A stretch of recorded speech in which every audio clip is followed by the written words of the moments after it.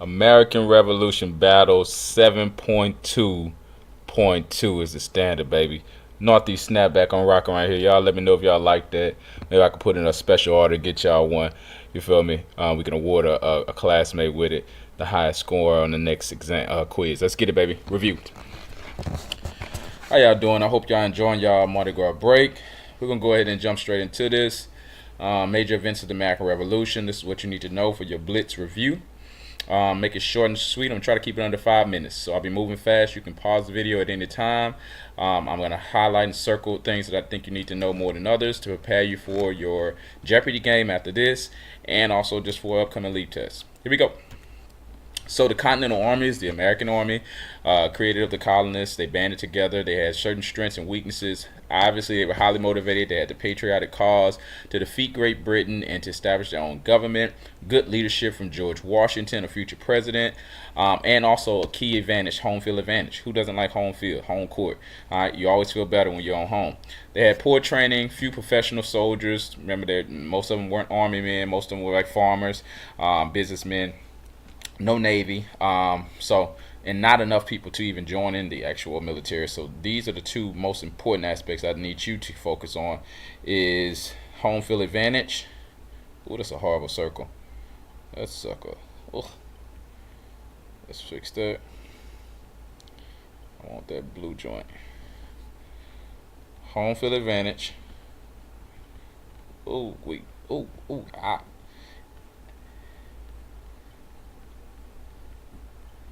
And not enough men enlisted. All right. So we got one weakness and then one strength, two major ones. All right. So get those. All right. We'll clear that out. Going to the next page.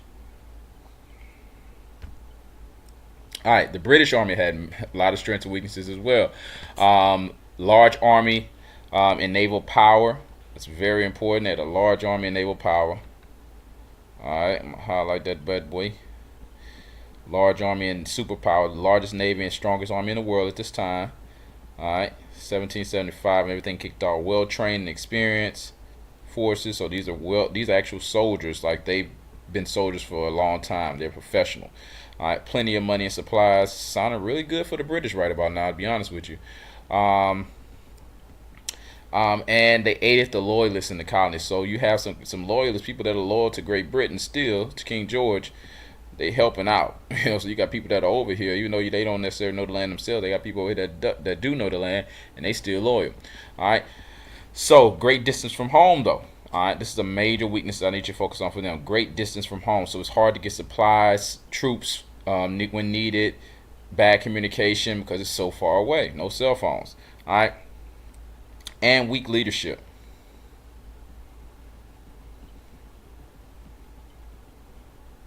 And not familiar with the land. Alright, these are the most important ones. Alright. Boom. Let's keep it moving. Alrighty.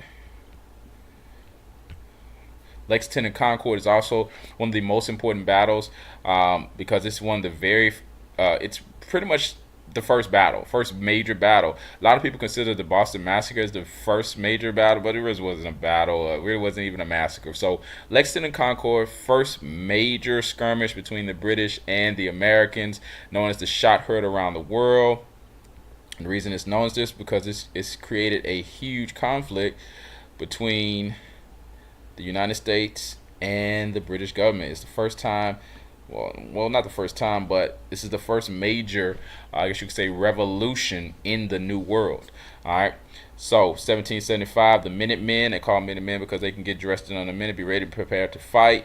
They fired someone. They never really found out who shot the first shot either. Was it the British or the Americans? Never really came to a conclusion on that. But a shot was fired, and fighting ensued. They marched on the Concord after that. With few weapons though, but more militia. They fired on the Minutemen and back to Boston. So the Minutemen had to retreat eventually. All right, let's move on. First major battle, shot heard around the world, known as Lexington Concord. Importance of this battle is the first battle. it wasn't official that the war had begun, but the Second Continental Congress was created under George Washington during this time. And this is the second major meeting of our delegates throughout the colonies to decide on how to pursue this. Do we still want to pursue this war even after this? Do we want to go ahead and declare our independence? What? So these meetings are being held to help decide that. Let's move ahead. All right, New York is very important because the British show strength. The British actually controlled New York throughout majority of the war, pretty much the whole war. But one thing that is important about New York is that it shows that the British have a weakness here. Let me circle that bad boy. Number 3. They allowed the Continental Army to survive. Even though they flushed them out of New York and they controlled New York all that time, they allowed them in the surrounding areas to kind of set up camps and things and not really pursue them. All right. It was a different style of fighting that they were used to, and the Americans were able to take advantage of this. They weren't aggressive enough. Simple as that. All right, let's clean it up. Propaganda was used throughout the colonies. One of the most important writers at this time, propaganda pushers, was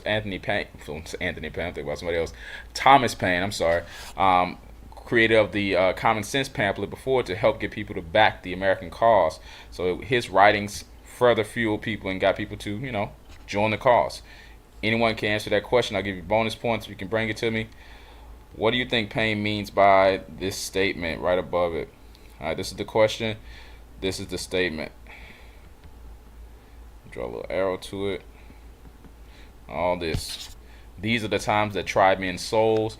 The summer soldier and the sunshine patriot will in this crisis shrink from the service of their country, but he that stands it now deserves the love and thanks of man and woman. What does he mean by this? Can you interpret that for me? Can you infer on what he actually means by this? Let's take it out. Summer soldier and the sunshine patriot. What does he mean by that, huh? Summer soldier and the sunshine patriot. All right, here we go. Battle of Trenton. All right, Battle of Trenton is really important as well because it focuses on months after defeat. Washington is pushed back.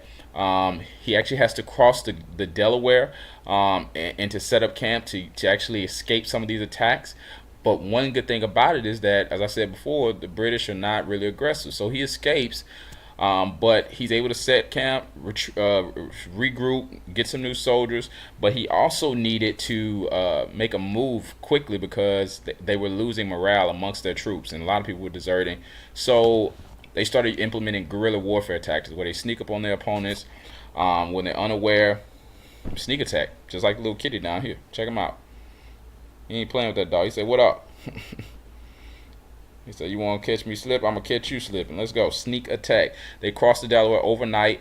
The Hessians, once again, are hired soldiers. They're Germans, most of them, and they're hired soldiers, mercenaries paid by the British to help them defeat the Americans. So they're not really invested anyway. They're being paid to do this. So when the Americans take over their camp, it's over. They're not really trying to pursue anymore. They're paid. They got their money anyway. All right. Hessians, hired soldiers. All right. Importance of Trenton. Gave American hopes. They gave them hopes after you see that you can actually win against British forces.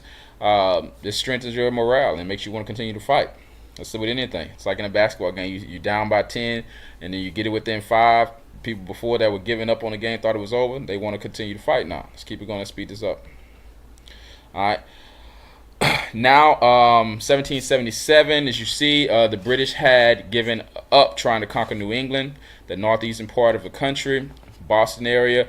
More loyalists in the middle and southern colonies, so they're starting to focus their attacks and their armies in that area. They plan to send 3 armies to Albany, New York, to cut off New England colonies from supplies and everything that they need, which was smart. All right, now this is the most important turning point of the American Revolution, the Battle of Saratoga, you guys. The Battle of Saratoga, it set the tone for the rest of the fight, rest of the American Revolution, because the Americans gained an ally of France. All right, they were able to win this battle, and France took it as an opportunity. Maybe the Americans can win this, especially with a little help from us. All right, because we want to get revenge against the British anyway from the French and Indian War. So this is the perfect timing, right? So, importance of this battle. The British they divide the colonies, trying to divide it and cut off supplies from the north to the northeast. That fails hugely. And Saratoga was a turning point because France, and not only France, and Spain joined the American side. France has ground troops in place. Spain more so, they provide supplies and things, kind of like a secret ally. All right, but key thing is it was a what? Turning point, you guys. Turning point. Turning point. 2 and 3. 2 and 3.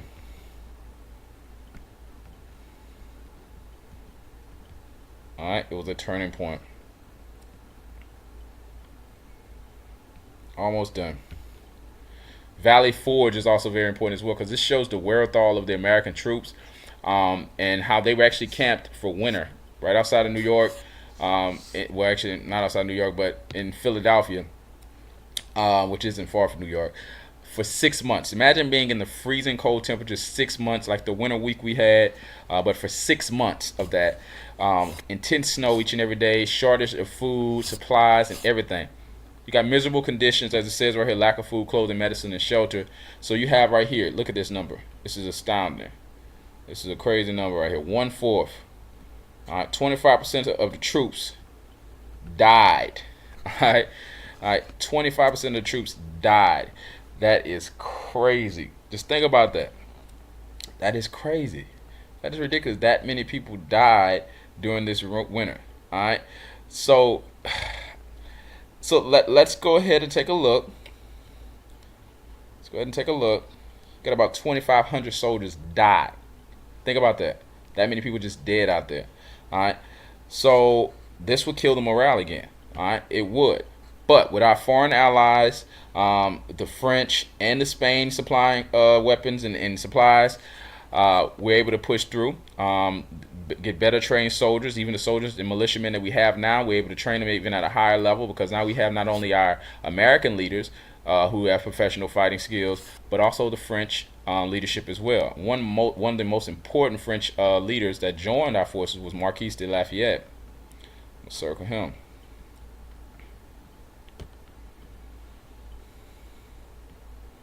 All right, and teaching there. Marquis de Lafayette was a French noble. He left France and joined the Continental Army and became a lead general in the army right under Washington as well. So we greatly appreciated his help. Better trained, showed him how to use the bayonets. There's a picture of a bayonet there. This is a picture of Marquis de Lafayette, but great contributor to the American cause against the British. Almost done, you guys. All right. So the Cornwallis. All right. Cornwallis really dropped the ball at the end.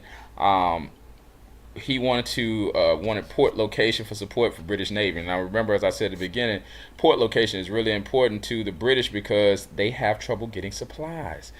Their supplies are across the Atlantic Ocean. All right. So they have to be connected to the Atlantic Ocean in order to do anything in the war, because they're going to eventually run out of supplies and they have to be able to refuel those supplies. And the only way to get them is to be connected to the Atlantic Ocean. So you have to be stationed at a port city. All right. So Washington moves south to attack the British by land. He wants to try and cut off this port because he knows this. All right. So the French aid leads to victory. They cut off. The British defeat them at Virginia because they know they were trying to get to a port, I think in Charleston, right off the York River. Well, I'm not Charleston, but Yorktown. Cornwallis and the army surrendered to Washington. 8,000 troops surrendered. And technically, this is the last battle of the American Revolution. This is why it's important. All right. After this defeat, the British have no more power left. So last battle. All right. Parliament cut off support. They didn't supply the war anymore. And the treaty that ended it all, the Treaty of Paris. All right. So that concludes. So these are the most important. The British recognize the Americans. I'm sorry, I was about to finish up, but let's add these last points. The British recognize America as an independent country. Borders were set up as the Mississippi River. The U.S. was cut off at the Mississippi River. As you see it in pink here. This is our western border at the time, 1783. American fishermen were allowed to fish in the Canadian waters because the British controlled this area before. All right. the British controlled Canada before this. British to leave frontier forts broken means just leave them abandoned. Americans will take them over or not. British had a lot of forts stationed in this area, in the northern Canada area, especially along the Great Lakes. U.S. to return property to loyalists. So anyone that was loyal to Great Britain, that property was removed from by Continental Army soldiers or government, they had to return it. And the British to return escaped slaves in Canada. All right, so that there. Let's see. I think I got one more piece and we're done. All right, that's it, you guys. I appreciate you guys tuning in. We're going to keep on grinding. Do good in your blitz. Stay focused. Let's grind this out. Leap 2025 won't stand a chance against us. You know why? Because we Northeast, baby. Let's go. Check the men's out.